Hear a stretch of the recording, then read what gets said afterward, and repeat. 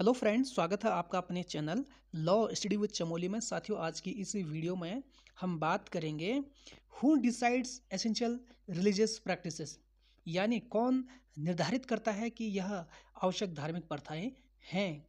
तो बिना देरी के स्टार्ट करते हैं। अगर आपने इस चैनल को सब्सक्राइब नहीं किया है तो सब्सक्राइब ज़रूर करें ताकि ऐसी लॉ से रिलेटेड वीडियोस आप तक निरंतर पहुंचती रहे। तो स्टार्ट करते हैं। क्या है आवश्यक प्रथाओं का सिद्धांत?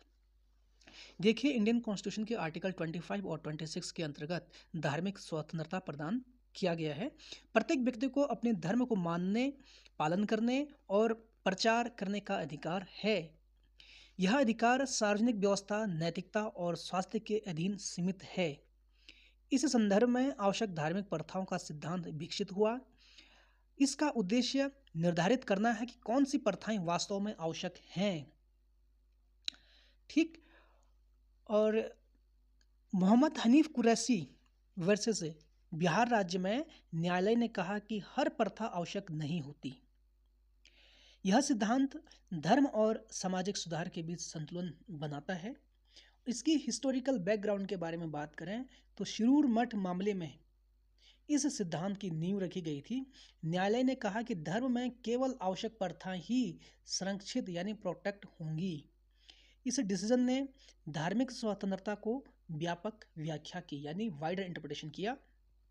बाद में दरगाह कमेटी मामले में इससे सीमित किया गया।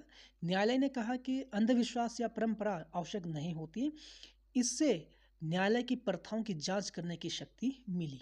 धीरे धीरे न्यायालय ने एक परीक्षण एसेंशियल टेस्ट डेवलप किया। इससे धार्मिक प्रथाओं का मूल्यांकन संभव हुआ। कॉन्स्टिट्यूशनल फ्रेमवर्क के बारे में बात करें तो आर्टिकल 25 प्रत्येक व्यक्ति को धार्मिक स्वतंत्रता प्रदान करता है। आर्टिकल 26 धार्मिक संस्थाओं को प्रबंध करने का अधिकार देता है। ये अधिकार एब्सोल्यूट नहीं है और राज्य द्वारा इन्हें लिमिट किए जा सकते हैं। राज्य सामाजिक सुधार के लिए धार्मिक प्रथाओं में इंटरफेयर कर सकता है। न्यायालय ने स्पष्ट किया कि धर्म दूसरों के अधिकारों का उल्लंघन नहीं कर सकता। इस प्रकार संविधान धर्म और सामाजिक न्याय के बीच संतुलन स्थापित करता है। जो हम बात कर रहे हैं कि एसेंशियल रिलीजियस प्रैक्टिस जो डॉक्ट्रिन है उसका डेवलपमेंट कैसे हुआ। न्यायपालिका ने समय समय पर इस सिद्धांत को विकसित किया। आवश्यक परीक्षण के माध्यम से प्रथाओं का मूल्यांकन यानी टेस्ट किया जाता है कि कौन सी प्रथाएं आवश्यक प्रथा है। ठीक, यानी आवश्यक रिलीजियस प्रैक्टिसेस है। यह देखा जाता है कि क्या प्रथा धर्म का अभिन्न हिस्सा है या नहीं है। Bijoe Emmanuel versus state of Kerala में व्यक्तिगत आस्था को महत्व दिया गया।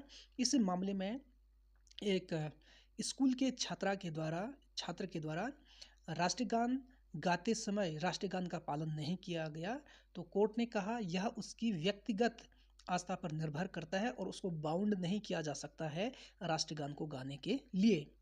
न्यायालय ने कॉन्स्टिट्यूशनल मॉरलिटी को प्राथमिकता देना प्रारंभ किया। यह सिद्धांत आज भी निरंतर विकसित होता रहा है। कौन डिसाइड करता है कि एसेंशियल प्रैक्टिस क्या है? आर्टिकल 25(1) प्रत्येक व्यक्ति को धर्म मानने, पालन करने, प्रचार करने स्वतंत्रता प्रदान करता है, जिससे व्यक्तिगत अधिकार का प्रश्न उत्पन्न होता है। आर्टिकल 25(2)(b) राज्य को सामाजिक सुधार के लिए धार्मिक प्रथाओं में हस्तक्षेप का अधिकार देता है, जिससे न्यायपालिका की भूमिका मजबूत होती है।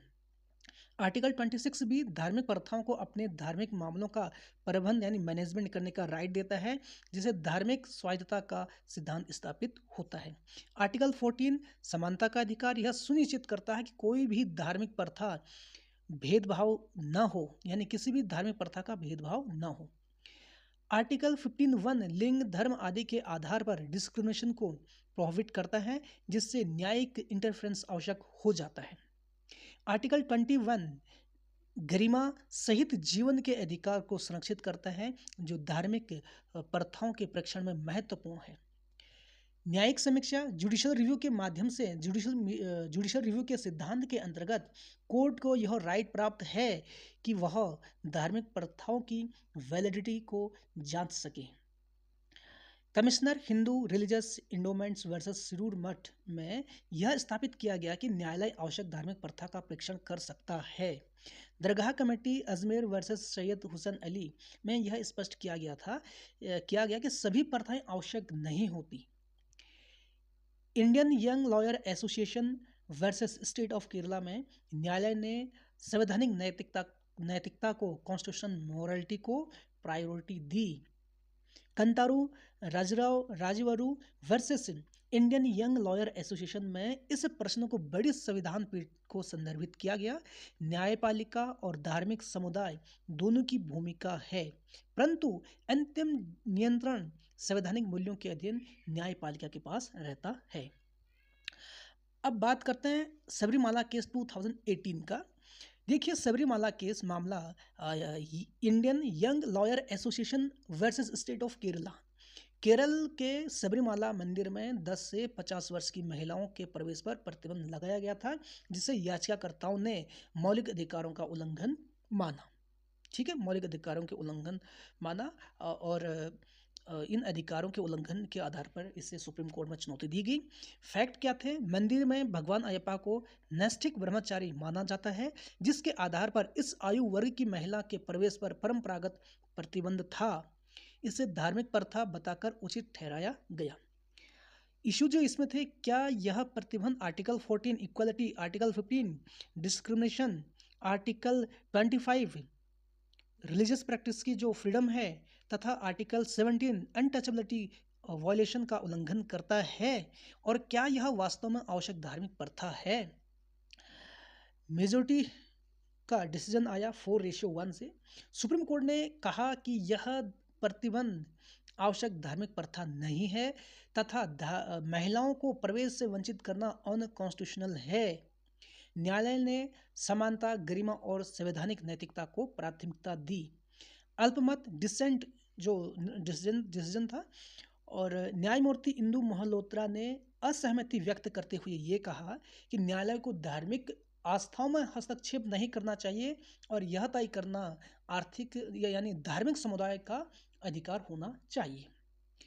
महत्व क्या है इस डिसीजन का? इस निर्णय ने एसेंशियल प्रैक्टिस डॉक्ट्रिन को पुनर्परिभाषित किया और स्पष्ट किया कि धार्मिक स्वतंत्रता भी मौलिक अधिकार, विशेषतः समानता और गरिमा के अधीन, जिससे भविष्य के मामलों में मार्गदर्शन मिला, जिसके भविष्य के मामलों के लिए एक डायरेक्शन मिली, मार्गदर्शन मिला।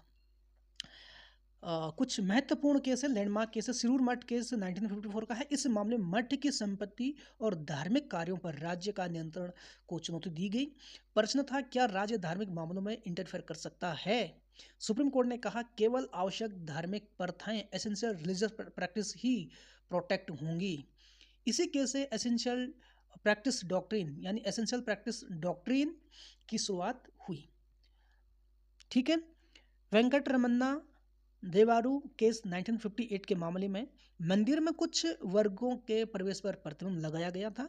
सवाल था, क्या यह धार्मिक स्वतंत्रता के अंतर्गत वैध हैं यानी वैलिड हैं? कोर्ट ने कहा, सार्वजनिक मंदिरों में समानता लागू होगी। राज्य सामाजिक सुधार के लिए हस्तक्षेप कर सकता है। सायरा बानो केस 2017 का है। ट्रिपल तलाक की प्रथा को सुप्रीम कोर्ट में चुनौती दी गई।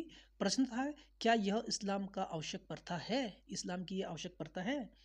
तो कोर्ट ने इसे अनकॉन्स्टिट्यूशनल और आर्बिट्रेरी डिक्लेयर किया। इससे महिलाओं के अधिकार और समानता को बढ़ावा मिला।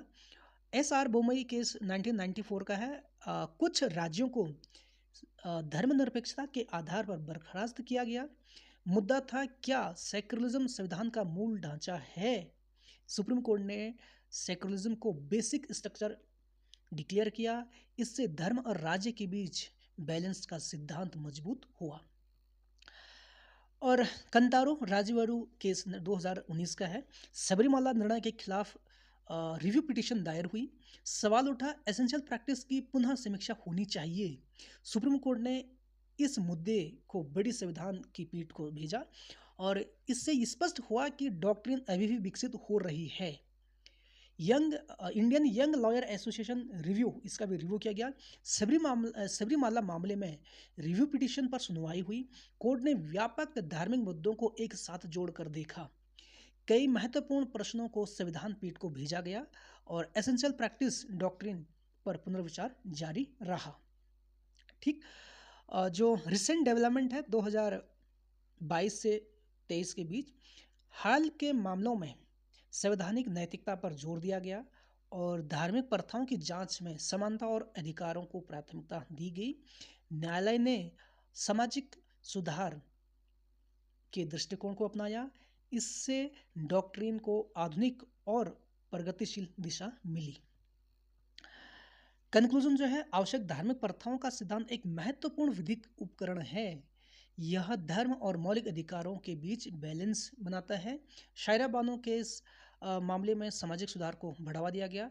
न्यायालय ने कई कुरीतियों को समाप्त करने में भूमिका निभाई, परंतु न्यायिक अतिक्रमण की आलोचना भी होती है और भविष्य में इसे और स्पष्ट बनाना आवश्यक है। धार्मिक प्रथाओं, धार्मिक स्वतंत्रता और समानता दोनों का सम्मान होना चाहिए। सजेशन है, आवश्यक धार्मिक प्रथाओं के परीक्षण को अधिक स्पष्ट यानी क्लियर और वस्तुनिष्ठ बनाया जाए। न्यायालय द्वारा एक समान मानदंड, एक रूप कसौटी अपनाई जाए। धार्मिक मामलों में विशेषज्ञों और विद्वानों की सहायता ली जाए। धार्मिक स्वतंत्रता और मौलिक अधिकारों के बीच संतुलन स्टैब्लिश किया जाए और कॉन्स्टिट्यूशनल मॉरलिटी को सर्वोच्च प्राथमिकता दी जाए। संसद द्वारा स्पष्ट विधिक ढांचा तैयार किया जाए, न्यायिक अतिक्रमण को सीमित किया जाए। तो आज हमने इस वीडियो में समझा who decide essential religious practice को।